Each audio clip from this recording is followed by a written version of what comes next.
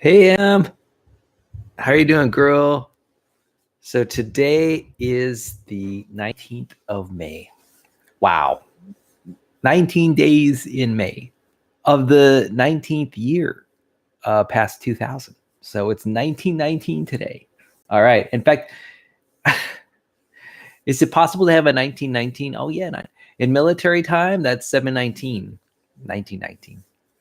Wow. So, wow, that would be interesting to have like May 19th, 1919 on 2019. Yeah, we could totally do that at 7:19 today.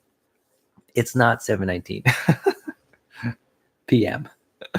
Anyway, girl, I hope you're okay. I hope you're doing well. I am doing really well. Today's a Sunday, and I'm just sort of lazing about, enjoying my day. Um, recently I've been noticing uh like I've been really distractible lately. And it's not been bad. I mean, because where I place my attention are places that I want my attention to go. But I am realizing that I'm not necessarily the most productive while my attention is being distracted. Anyway, I'm having a good morning, pretty enjoyable. I've been checking my tweets, checking all the Twitter followers. I'm a Twitter follower on some famous celebrities like Sylvester Stallone. I tend to like Sylvester Stallone for some reason. I think he reminds me of my dad, Ben, and so I like following him. I also admire how strong he is. I've admired that for a long time. He's like 65. He's probably easily 70 years old, and he is super strong. you know, I'm sure he works out nearly every day. Anyway, I admire his physique and his intelligence and his savviness. He's definitely a very savvy person, and so I admire him.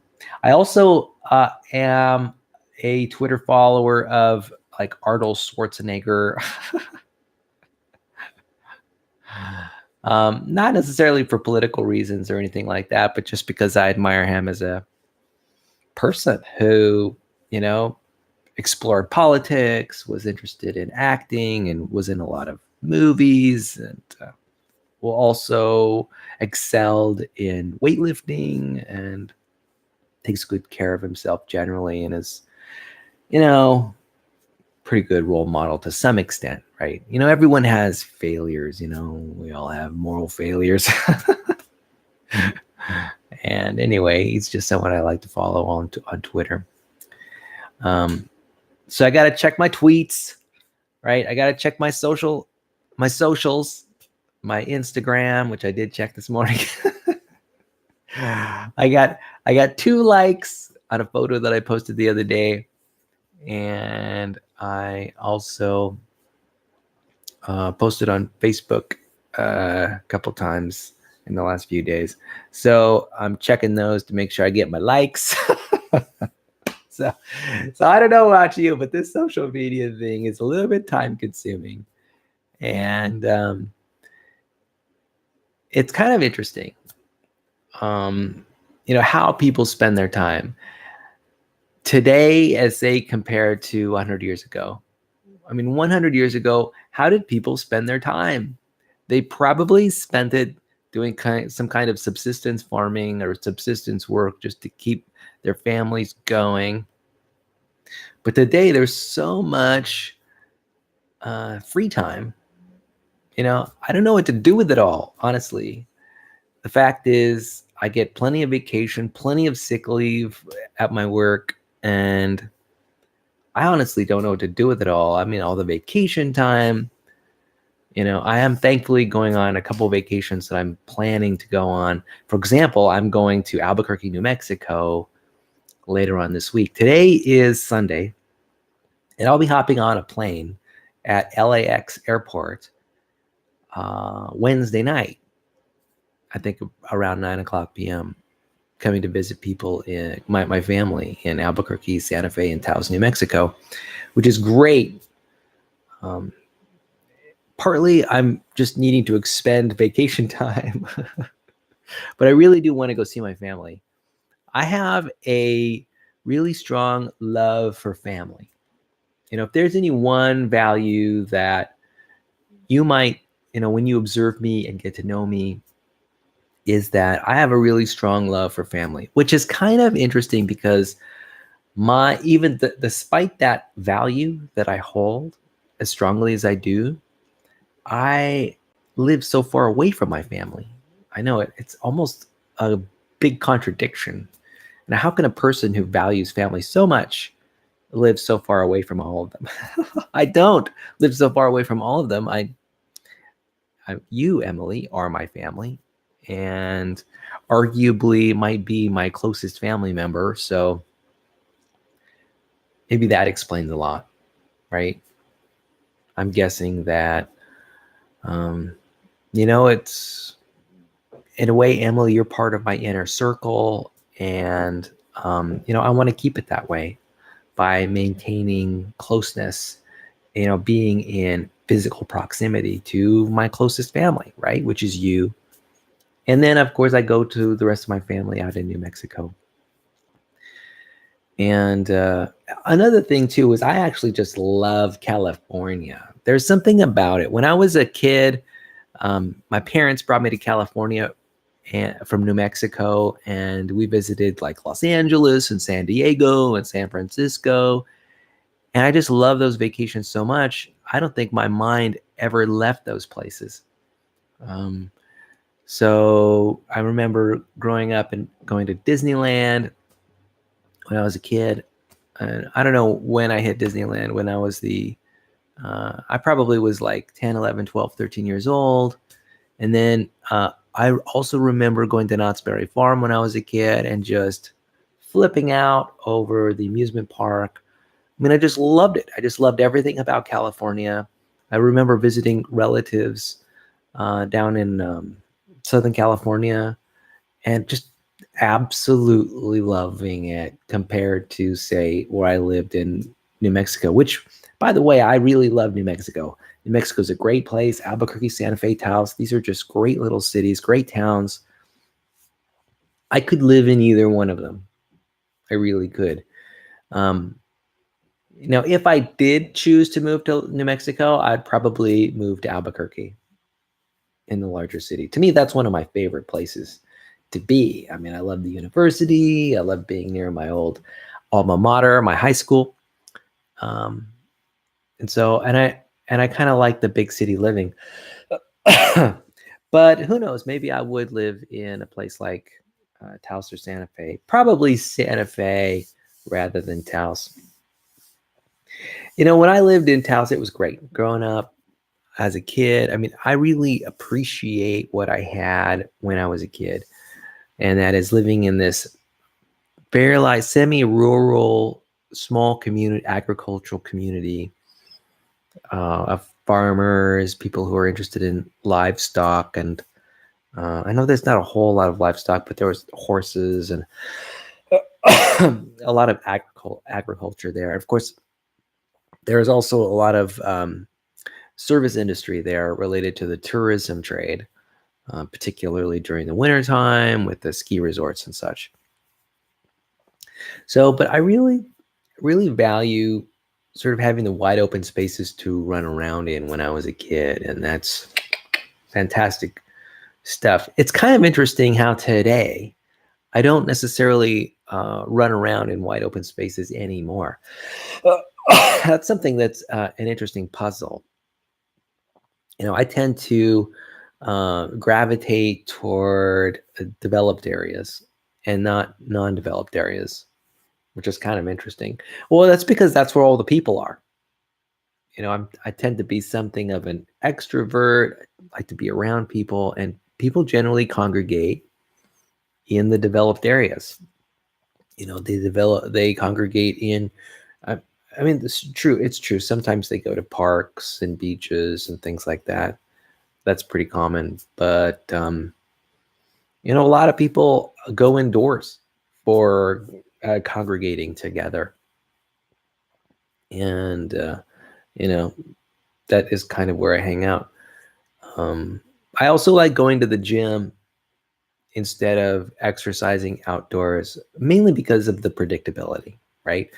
If I want to develop a habit and develop a sort of a physical progression of becoming stronger, then I need to have a reliable place to exercise.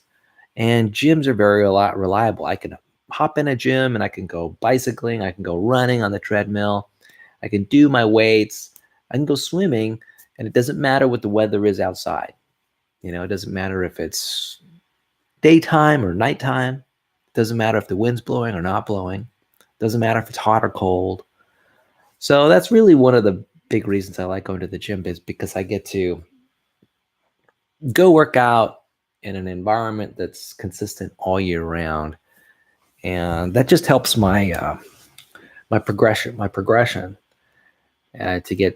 to become more regular in my workouts, and to continually work out harder.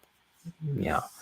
Here's the thing: if I was, say, running around the block and I wanted to be progressive in my exercise routine, continually adding, say, 2 minutes, 3 minutes, 5 minutes to my workout, it would be a real challenge. You could only. Oh, and then there's also the risk, right? Well, let me get back to that, needing to progress. Let's say I had a bicycle route and I was exercising along that bicycle route. I could imagine riding around roads and having to map out those paths. And, I can imagine road construction happening here or there. I can imagine, just difficulties in just trying to do the same route again and again. The nice thing too about working out in a gym instead of outdoors is that, if you're on the streets and like on the asphalt, and you're maybe bicycling on the streets or on the asphalt, you're bicycling and running alongside cars. Okay. And that is non-ideal. I mean, you're inhaling the exhaust coming out of the tailpipe of the car. There's always a risk of collision with the car, right? Whether you're bicycle riding or you're running. And sometimes you've got to wait for red lights as you cross streets and wait for stop signs. I mean, it becomes this whole thing. I'm trying to get in a workout. My muscles only care about when those muscles are activated. And, I've got a relatively short time to activate them in ways that are suitable for progressive improvements. And it just so happens that being inside of a gym is the best. I don't have to worry about things that will get in the way of me contracting my muscles. So that's it. So, man. So I've actually had I've actually had a really interesting realization in the last couple days as it relates to mood and mood regulation and things like procrastination. Me, I'm always interested in becoming more productive, and I love my to-do lists. And recently I've started doing some journaling again. And I'm trying, in my thinking right now, I'm trying to understand sort of what the basis of my daily moods are. During the day, say on a scale from 1 to 10, I'm going through a series of moods, and that those moods are the result of my thinking, right? And I've got automatic thoughts that happen in my head. Sometimes they're driven or motivated by underlying thoughts that are more continual over time. And, I've been paying attention recently to what might be triggering what expressions. And I think I've come down to two things that trigger my expressions, and the valence of those expressions. And when I talk valence, I'm talking about whether the expression is, say, a largely positive expression or a negative expression. So that's what I mean when I say valence. And like I mentioned, I think there are two sources of valence. And number one is the media that I've just been consuming, whether it's a book or a movie or an audio recording, or maybe it's a conversation, or maybe it's a video on YouTube that I've just watched. Pretty much the material that I express has a valence that's very similar to the material that I'm ingesting, the media that I'm ingesting. So that's a really powerful clue, I think. If I want to ensure that my expressions have a proper valence, have the valence that I'm anticipating and shooting for, then the media that I'm consuming, paying attention to the media that I'm consuming is essential. There's another point. And the point is, one thing I'm also realizing is that my expressions and the word choice, that narrative choice is pretty much dominated by what I'd call an underlying feeling, an underlying emotion that motivates the expression, right? Motivates my words, motivates my physical behavior. And that it's like a motivating emotion that sort of underlies and is the basis for my expressions. Why do I express anything at all? Why do I say things at all? Well, quite often underneath, in my mind, I've got emotions that are motivating my expressions.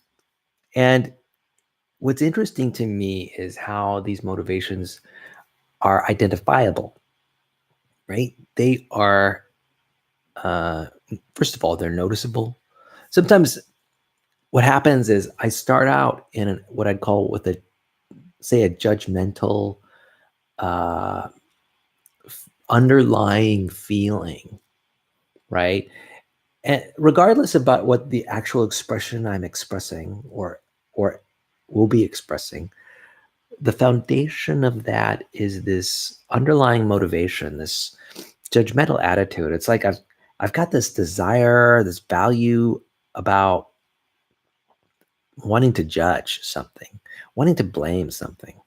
And then whatever percolates to the top, whatever actual expressions happen, whatever physical language and word choice I use. Well, that's a lot of that is conditioned and habitual, and a lot of it is, a function of the media I've recently been listening to or watching or exposing myself to, and or ingesting. And but really the true driver of those expressions is this, what I'd call an underlying emotion. That emotion that's sort of is driving my expressions. And what's kind of interesting is that I can choose that. I have a lot of executive power to choose that underlying emotion. Sometimes it's pretty automatic, but a lot of the time I can just say, hey, you know what? I don't like that underlying emotion. I want to change it. And just by focusing on a concept, like through saying a mantra, like love or gratitude, I can change that underlying emotion. So this is actually kind of wonderful. These 2 points that I think are really critical about, when it comes to what words I actually express, also what nonverbal behavior I express, is dependent on these 2 things: the media that I'm ingesting in the moment and the emotion that underlies the expression. And what's great is that I can choose the media. I can make media choices every day. I can make conscious media choices. That's relatively easy to do. I can block those media that are probably going to be less functional for me in the moment. And then there's that underlying emotion, which I can really choose. I think I can choose it using mantras or using some kind of, maybe I can use music as a way to modify the underlying emotion. It's just like that feeling, am I feeling, bothered in the moment? Am I feeling sort of sharp and cold, maybe, or um, maybe am I feeling withholding, or whatever it is, whatever feeling I happen to be feeling? I think that there's a good chance if I'm aware of it, I can change it to whatever I want that underlying feeling to be. Like I could just sort of, I could choose to feel expansive, and I know that these are not necessarily emotion words. And what I've noticed through my experience is that emotions, there's like fear, sadness, happiness, anger, disgust. Those are about all of the emotions. But I've also noticed that these emotions, while true, I mean, these are truly emotions, but I think that that words have connotations to them, and they can have emotional connotations. I'm not so, how should I say, naive as to think that there really are only five emotions. I think that's just getting a little bit too, how should I say, maybe scientific, reductionist. Yeah. And I don't think any psychologist would really want to make a bet that there are only five emotions. But no, there are probably five themes that are dominant, or five primary themes of emotion. Yeah. Um, but just like, you know, say Eskimos have 20 words for snow, um, I think that you can really sort of dial in to what emotion you are expressing. And I think people can really get clarity, and can define the emotions pretty well using language and word choice. That's basically what I'd call emotional intelligence, right? And emotional intelligence at bottom is just really about identifying what's happening with you with as much detail and accuracy as possible. Some people can do it because they got the words, they're using their words, right? And they're using them in clear, articulate ways. That's emotional intelligence. Other people don't quite have the words. They're like, for them, they either feel good or feel bad. That's them. That's they've got this giant Frankenstein switch where it's just, and you know what? That's great. If people want to do that, that's fine. That's perfectly fine. We all live with the level of emotional intelligence that we've got, right?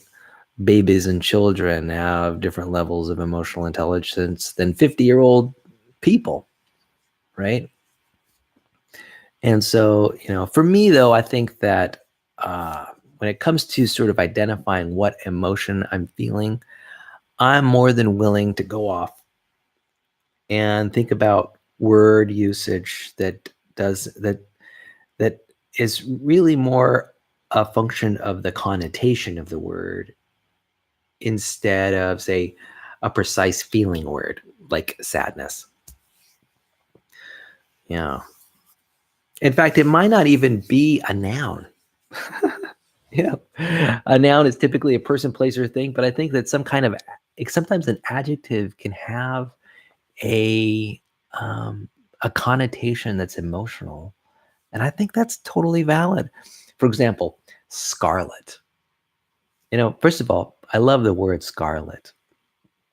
It has a lot of connotations to it, and I think in a certain context there might even be an emotive element to the word scarlet, at least to you. Remember, emotions, a lot of emotions, of course, emotions are real feelings, right? And how do you define a feeling in words, right? If you think about it, and a lot of emotions revolve around muscle tension. I mean, here's what we're really talking about. Emotions are things that you feel, right? and they are real, right? And there are a few things that there are only a few things that emotions could be, right? They could be um, from a purely biological standpoint, it's about muscle tension, right? It's about muscles and how they are responding to um, energy, nervous energy, right?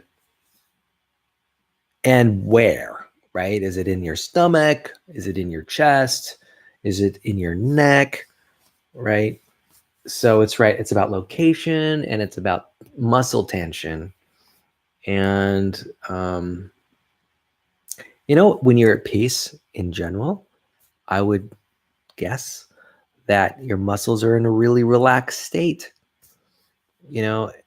And so, what words would you use to describe, say, peaceful and relaxed in terms of feeling words? Well, quite often it's happiness or joy or enjoyment or satisfaction, um, words like that.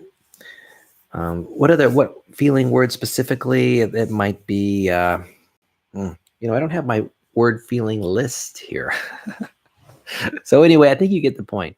I think that there are words that have connotations that can do a good job at pointing to the emotion that you're feeling, which ultimately is really just a description of muscle tension, not just the intensity of that muscle tension, but where that muscle tension is happening in your body and the story behind the muscle tension. I mean, there's a really subtle difference between, say, excitement and fear, right? Um, because fear in particular is related to things like sweating and heart rate and breathing rates, and also what I'd call like flushing of the blood vessels, right? These are all feelings that are real, emotion, and it's sort of like orchestrations, it's sort of like an orchestra. It's sort of like sort of like a feeling is how should I say, it's a multi-instrument orchestra of actual feelings, right? And you know what? I would also, it's kind of interesting.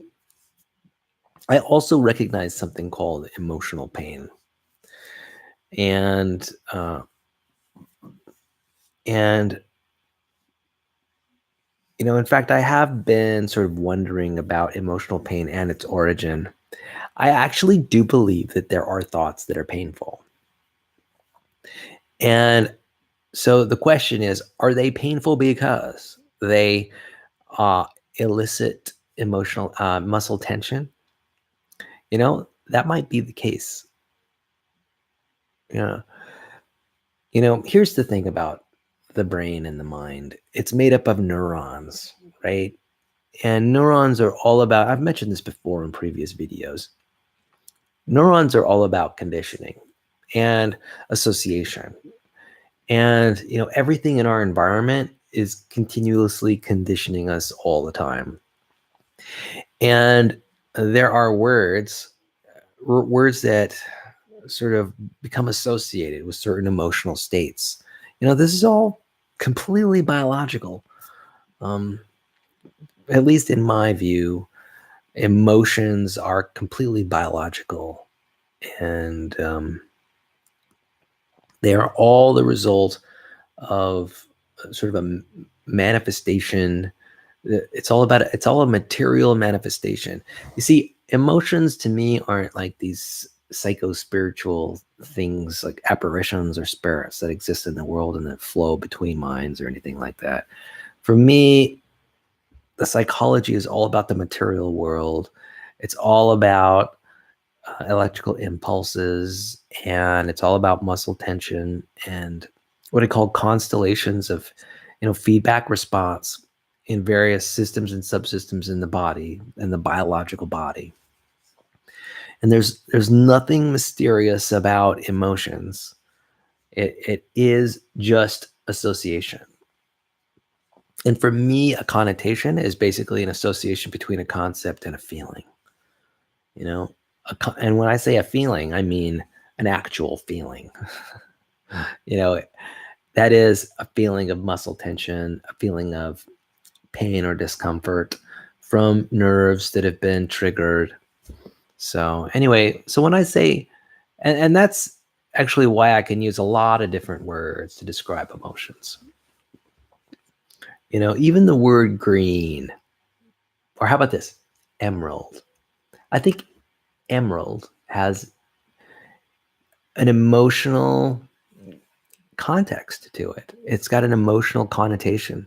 There's an intellectual connotation that is purely abstract, purely conceptual. And then I think the word emerald can have a connotation. You know, basically, I think what your mind does when you think of the word emerald, it goes back to experiences you've had in the past that are associated or linked to the word emerald, and whatever emotions you were feeling at the time get triggered. You know, they fire off as the word emerald makes its connections with the other neurons, and essentially it's memories, right? You've got memories of nerves that were triggered, and so I think every word has an emotional connotation, and that is just as valid as the emotion words. Absolutely. Here's an example of an emotion word with a negative valence: rape. Okay, so basically, when you say the word rape, that could almost be, in my mind, that's a very emotional word. You know, it brings about a lot of connotation, a lot of intensity, a lot of muscle tension. There's this whole constellation of emotions. You know, about every time I've heard the word rape in the last, 30 years of my life, that word is connected to feelings that I had in the moment. And I basically, when I state that word, it just resurrects these memories of the past, these images too. And these images are powerful, and they can have memories associated with them too.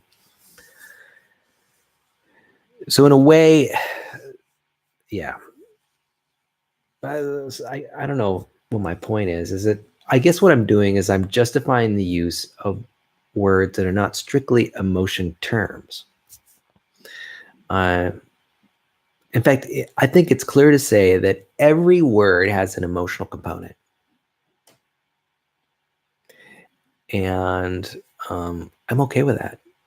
I'm okay with that. So when I talk about feelings, I might talk about the word emerald. I'm feeling emerald-like today. To me, that's completely valid. And every word can be an emotion term. Yeah. You know, it really does. It really does sort of refer to meaning in general. You know, it's about the meaning of the concept. Yeah. Anyway, I don't really quite. I just got into feelings and emotions and what that's all about. So I thought that one thing that I'd do is, or I'm thinking that one thing I want to do is I want to talk about the title of this video, and that is stitches. When have I had stitches, and what was the context for getting those stitches? All right, here we go. So I've had stitches twice in my life. That's right, only twice. That's pretty good, if you ask me. I'm nearly 50 years old and I've only had stitches twice. Actually, no, I've had stitches 3 times. All right. I think I've had stitches 3 times.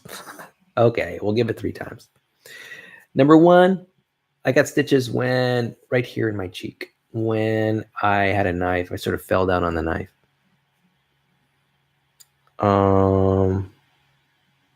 The second time I had stitches was when I had what I'd call ambiguous skin.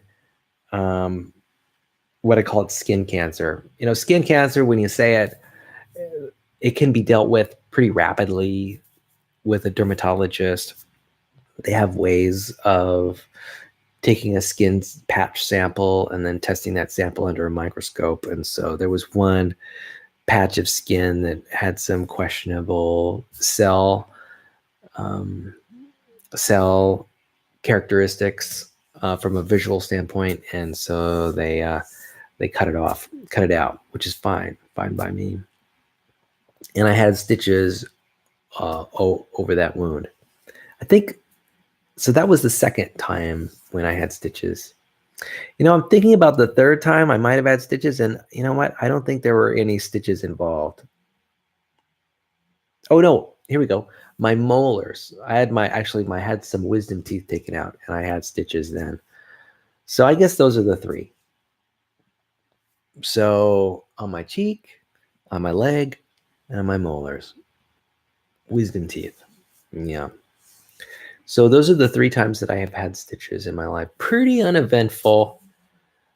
Only one of those had to do with what I'd call uncontrolled trauma.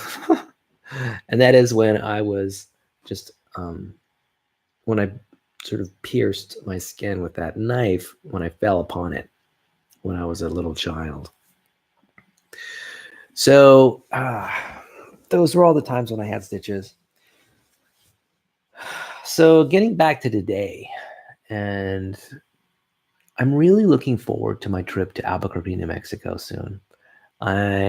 Yesterday I made some plans with relatives and friends, and we'll see how it all plays out. It's kind of funny. I sort of feel that, I don't know, I am basically in summer mode already. Yeah, I'm totally in summer mode. I mean, it's May, June, July, August. I'm actually a little surprised that it's not warmer. Today, the high is only 65 degrees Fahrenheit. Yesterday, the high was just like 65 too. And to me, summer is definitely 70 degrees Fahrenheit or over. So it's been kind of chilly this year. I guess because of global warming, it being chilly this early in the year is probably a good thing. I have a feeling that what's happening is that because of global warming, the weather, like the whatever, the weather systems are sort of becoming a little bit more, how should I say, more erratic. Yeah. And if you think about it, it makes sense. With a cold planet with not a lot of energy, I can imagine a lot of stability in the weather systems. But as the planet begins to warm up, that all that extra energy in the planet's atmosphere, things start to break up a little bit. I can imagine things getting a little restless.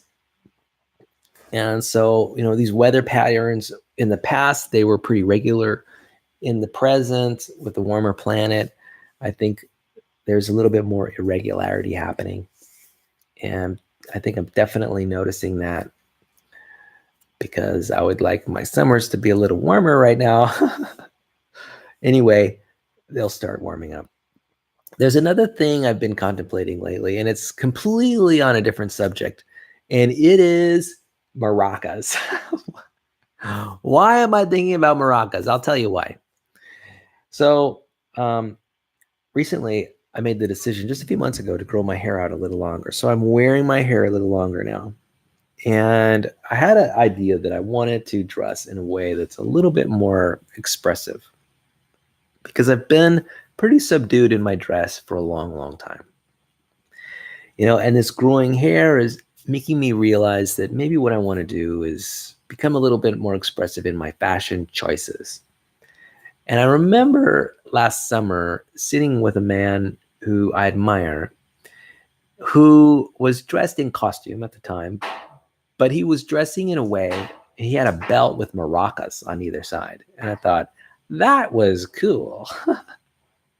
I thought that was cool. And it was in the context of a music a venue that we're at. We were listening to music and enjoying the music of a band that was playing. Loved it. And I just thought that for some reason that memory just stuck with me. This whole idea. This guy is carrying musical instruments around with him. He could take those maracas out and he could start playing those maracas along with the music anytime. And I thought, man, that's pretty cool. He could accompany the music with his maracas. And I'm thinking, dang, that might be something I want to try out. And you know what? Now might be the time for me to try it out. You know, maybe I want to experiment with maracas and having them. I know, it's not a crazy idea. It's actually, for me, it's a fun idea. I love these ideas that are fun and interesting and part of who I might be if I were to express myself. You know, first of all, I love music and I love dancing and I love musical instruments. Here's the thing, musical instruments are kind of hard to play. They take a lot of time and energy. And if I could just play something like, I know this sounds odd, but like a tambourine or some maracas, or maybe if I could even do a better job at singing, or even humming, maybe I'd be able to add a little bit more additional pleasure and enjoyment to the music that I listen to and dance to on a daily basis. So I don't know. That's sort of why I'm considering it. I'm considering these handheld instruments because I don't know, they're easy to have. I don't want to lug a big accordion or trombone on my back, right? And and I was thinking the other day that maracas are pretty much like drums. They're essentially snare drums, but they're portable. Who is going to carry around a snare drum all the time? The only people who carry around snare drums up and down the street are people in marching bands, in high school marching bands. And these people who are playing the snare drums in marching bands, they've got, these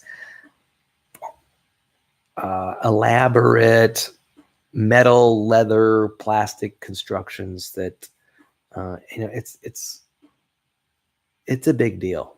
But I want a musical instrument that I can carry around with me that's not a big deal. For example, instead of carrying a guitar around, I might carry a ukulele. Now I can see carrying a guitar around, but guitars are just heavy and big.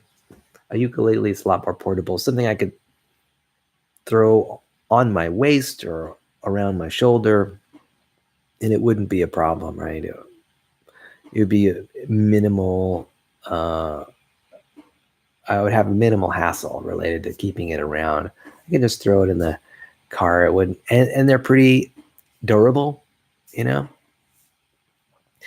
of these bigger instruments can get, less durable. The smaller instruments could theoretically be a little bit more durable. I mean, some people play the spoons, right? What if I just kept spoons around and I knew how to play the spoons? I mean, that sounds pretty cool. I could whip out the spoons and play them when I'm listening to some music. I don't know. It just seems reasonable. It's reasonable, man. It's reasonable. So anyway, these are the things that I think about when I don't have much on my mind. And I just want to say I'm grateful for the fact that I don't have much on my mind. I was in the shower today and I was thinking to myself, Miguel, you're alive. Isn't that a miracle? I mean, isn't that amazing? My heart is beating in my chest. I'm breathing. I'm alive. And Emily, you are alive too. And that is an amazing thing. I hear all these statements about people like law of attraction and abundance mentality or an abundance attitude. And really that, particularly this idea of abundance, is just about appreciating what you have. People with an abundance mindset are just people who appreciate all that they've got. Can a person with an abundance mindset, must every person with an abundance mindset be a billionaire? No. Must every person with an abundant mindset be super strong or have amazing over-the-top social skills? No, not really. I think a person with an abundant mindset doesn't have to have all these things. I think you can have a person with an abundant mindset who is a quadriplegic, a person who gets all their money from Social Security. Absolutely. I think you can definitely have an abundant mindset independent of your external environment. And wouldn't it be great if we all had that abundant mindset? Imagine, after all, for the most part, we, moment to moment, are making decisions about whether our needs are satisfied all the time. These are our own personal subjective judgments. Has my need for inclusion been satisfied? Has my need for love been satisfied? Has my need for connection been satisfied? I am continuously making these choices, these assessments about whether my needs are being satisfied all the time. So I'm choosing about whether my needs are satisfied when it comes to things like freedom. Do I have sufficient amounts of freedom? Do I have sufficient amounts of respect from my peers, from my coworkers, from my friends? These are decisions I make. And,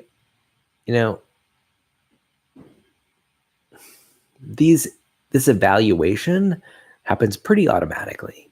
It's really a function of my cultural programming, the culture that I live in, the media that I expose my mind to.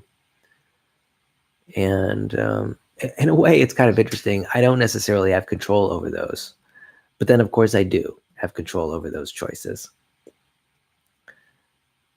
It's kind of interesting. So it's kind of what I've been thinking about lately, this whole abundance mindset, and how just the fact of me being alive might be enough to make the choice that all my needs are met. Now, when I say all my needs, I'm talking about all my psychological needs. I'm not talking about all my physical needs, because here's the thing about owning a physical body. I've got physical needs related to food, related to water, related to shelter, right? These are physical needs.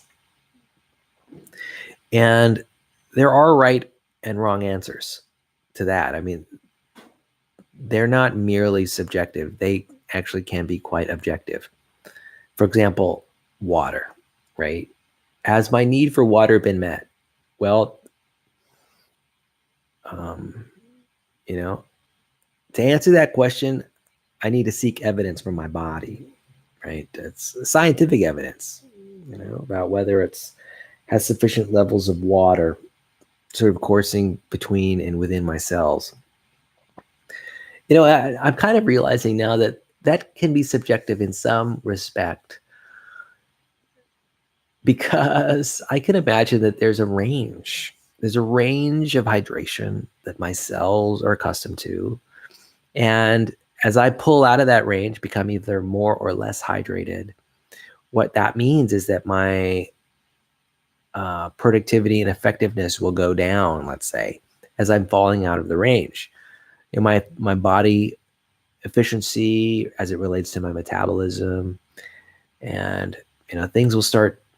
Instead of becoming 90% efficient, I'll be 80% efficient, 70% efficient, 60% efficient. And now that I think about it, it is kind of a fuzzy determination. Even though it is objective, it can be a little fuzzy. Like, can I live with just being 80% efficient in terms of my cellular hydration?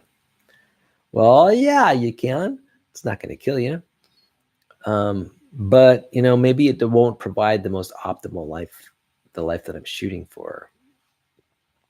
So, it's kind of interesting. It is objectively true, I guess, how much hydration I need. But I mean, I could certainly live an entirely fulfilled life, even though I might be 50% hydrated, running at 50% efficiency. It might shorten my lifespan. It'll certainly reduce my effectiveness, but I could probably still do okay physically at 50% my ideal hydration level. Yeah, that's kind of interesting, isn't it? The same is true with food. Ideally, I'd guess I'd be getting in about 2,000 calories of food every day. But what if I got 1,900 or 1,700 calories, 1,600, 1,500 calories? I could probably still live on 1,500 calories every day. So are my needs being met if I'm eating 1,500 calories a day? Well, yes and no. Yes, in the sense that I'm still alive. No, in the sense that I probably wouldn't have much energy to do anything at all. Oh, does Miguel really have to step out of bed in the morning and take a shower? Well, a lot of that's dependent on how many calories he's eating. So that's kind of interesting. It's kind of funny. I've always thought of sort of like the biological needs as being something special and objective. But the more that I consider it, the more I'm recognizing, oh, that's also subjective, right? How much water you need, how much water fills your need, will satisfy your need, how much food will satisfy your needs. It does have an element of subjectivity. It just means that there's a range.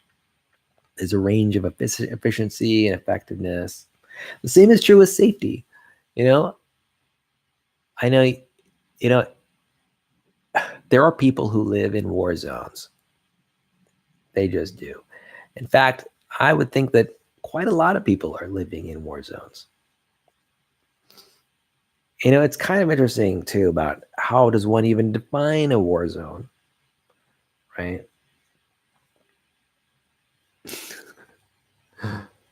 The planet Earth is essentially a war zone. If you think about it, I mean, all the plants and animals are competing for time and energy, for resources. All the plants and animals on the planet are.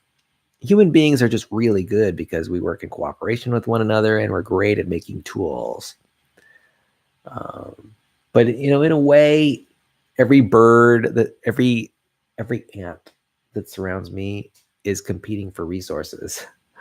Thankfully, not in the same ecological niche or niche.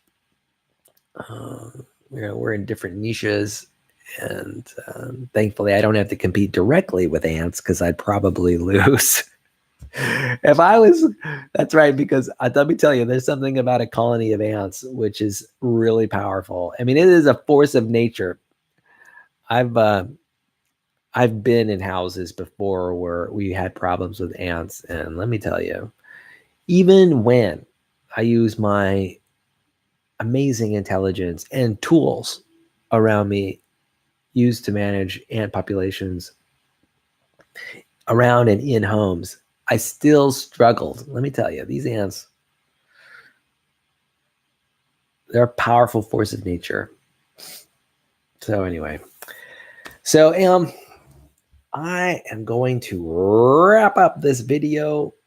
Thank you for spending some time with me and paying attention to what I've said today. It just gives you some inkling about what I'm thinking about, what's on my mind. I am quite interested in what's on your mind. I imagine now for you, Emily, you're in the midst of studying for your final exams. I have a feeling that you're taking final exams in the latter part of May and in the early weeks of June. And of course, your birthday's coming up June 22nd or June 21st. Looking forward to that. You were born in 2004. June 21st. Man, I actually have quite vivid memories of that day and what transpired. And also what transpired in related previous days and future days. And I would love to have a conversation with you about your birth and what went on. I think you might find it illuminating and interesting, possibly. And I don't know, that sounds like something fun to do. It just sounds like fun.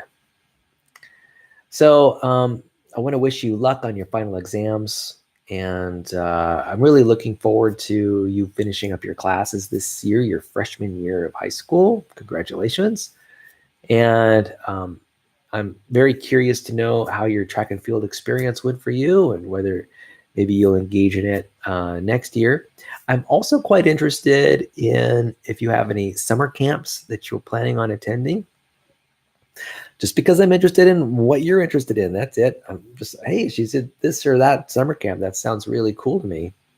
When I was a kid, I did not necessarily do any summer camps. It was not necessarily popular in my region when I was growing up. There were a few things. My brother went to basketball camp one summer.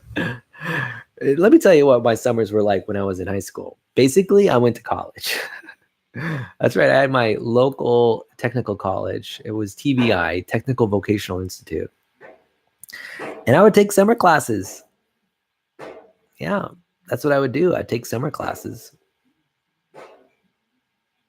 For example, I remember taking a programming class at my local middle school. I learned to program in BASIC. So that's how I spent my summers. It's kind of funny. I spent my school year in school and I spent my summer vacation time in school too. Maybe that's why I do what I do, where not only am I working, I'm also going to night school at the same time. In fact, that's also quite interesting. I just bought my parking permit for Allen Hancock College for the summer semester. Yep. I'll be taking, as you know, a quilting class and really excited about that. That's happening every Monday night. And Emily, I want to invite you to show up. If you have any interest in quilting too, that would be wonderful. And we could take a quilting class together. I don't know. In my mind, that sounds like fun. Sewing machine is an amazing tool. It's very useful, particularly for someone who's interested in fashion or, I don't know, just being practical around the home. I've created blankets and clothing and I don't know, it's just a lot of fun. I can create costumes. I've created costumes with my sewing machine. Looking forward to it, for doing more and learning more about how sewing machines work. I've got more on my mind in that I've got the Solstice Parade is coming up on the 22nd of June. I've already signed up to be in it. So I'll be walking in the Solstice Parade. I really need to throw together a costume ASAP. But I don't think that I'll be doing that until I return from New Mexico. But I've got lots of ideas in my head that's percolating. Anyway, I'm truly going to wrap up this video right now. I hope you're having a fantastic day so far, a restful Sunday. I'll probably be sending you a video via text message later on today. And I hope you're enjoying yourself and are having a wonderful Sunday. And I want you to know that I love you very much. And I care about you. And I wish you well.